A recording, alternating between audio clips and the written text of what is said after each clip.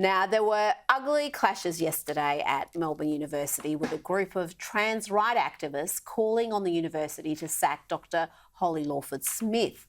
Now, we've had Dr Holly Lawford-Smith on this program. She's a lecturer, researcher and feminist who set up a website to collate the stories of girls and women who have been impacted by gender identity laws and policies. She believes the transgender movement is pushing women out of spaces made specifically for them, spaces like women's shelters, change rooms and prisons. And there is no data being collected on how that impacts women. But by setting up this website and seeking the stories of women, she has become the target of a vicious campaign from other academics and, of course, the activists. A small group of Holly supporters were at the protest yesterday, and you can see here they were not only verbally abused, they had water thrown on them, and the protesters were quite angry, and we're going to bring you a little clip here of what was said, but there's a lot of beeping. Well, we don't have that grab, so never mind. I'm going to be bringing in now Sydney solicitor, women's rights campaigner and co-founder of Save Women's Sport Australasia, Katherine Deves. Katherine, thank you for joining us today. Tell us about this campaign against Dr Lawford-Smith and what took place yesterday at Melbourne University. So Dr Lawford-Smith, as you rightly said, launched the website, which is now being hosted by a group called LGB Alliance. That was in order to collate the stories of women who are being impacted by policies relating to gender identity.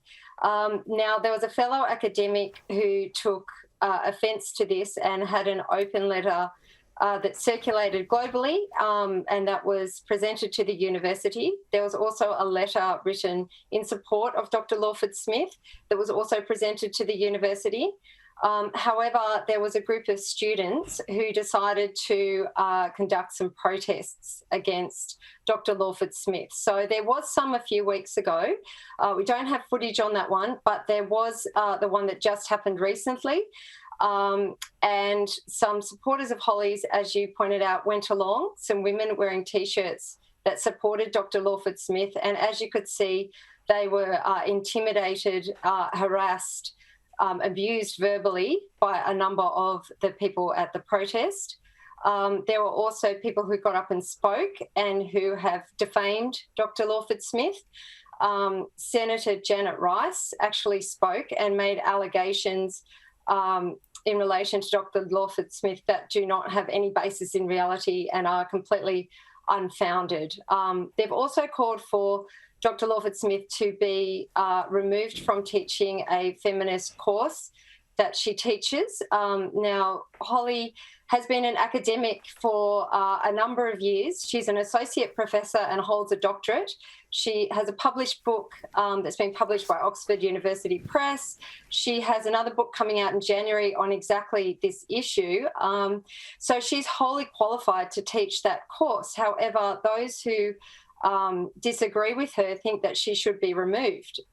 She's also had some of these activists break into her office space, which is swipe card protected, and put things in her pigeonhole and put up trans flags and trans logos in her secure administrative space. So as far as we're aware, the University of Melbourne has issued a statement saying that they protect academic freedom of speech, but that's pretty much it. Yes. Well, we're going to have just a little clip here from the protest that happened yesterday, just to show what the atmosphere was like. All of you off! Last year, you tripped me over like for 3 hours straight while your head friend had a bottle of vinegar and water was spraying me in the eyes while a bunch of were doing nothing about it. Are you happy about yourself? Hey, can we please de-escalate this? It is important. Can we get these turfs off this campus? We can see there the aggression. We've heard about the harassment and bullying against Dr Lawford-Smith and her supporters now. Now, yes, the university says it respects academic freedom, but what have they really done to protect their academic and to make sure that this campaign of bullying comes to a stop? As far as I'm aware, after speaking with Holly, nothing has really been done. They've put out the public statement, and with both of the open letters that denounce Holly and the one that supports Holly, they have issued a fairly straightforward letter that I understand the other side was not satisfied. They didn't find the response satisfactory, but as I understand it, no further action has been taken by the university. Well, that's disappointing. Now, you co-founded Save Women's Sport Australasia. Tell us just quickly about what the group hopes to achieve and why there is a need to protect women's sport. So the group was founded along with a cohort of New Zealand women last year when there were sporting guidelines that were released by 8 large sporting bodies in Australia. And they were based off a document that came out previously that was put out by the AHRC to do with trans and gender inclusion in sports. Now, what these guidelines promote is the idea that anyone can compete in whatever sex category of their choosing based on their gender identity. So you can have men and boys register as a female and then play in the female teams and compete against females. Now, obviously, well, that's just crazy. That's just crazy, isn't it? I mean, we're all for people being respected, having their gender identities respected, but biological males have certain advantages, physical advantages. They're faster, they're stronger. So when it comes to sport, there's a reason why we've got men's and women's categories. What's it going to do to women's sport if you're going to have some biological males competing in the women's section? Well, if males are going to be allowed to compete, we'll be seeing males taking spaces on the podiums, on the teams. Undoubtedly, women will be hurt. We know that in contact sports like AFL and rugby, there is a conservatively estimated risk of injury of 20 to 30% for women who play against men. That is being completely disregarded in these guidelines. They're also not taking into consideration that many girls will be self-excluding or parents will be pulling their children out of those sports because they don't want their child to be hurt.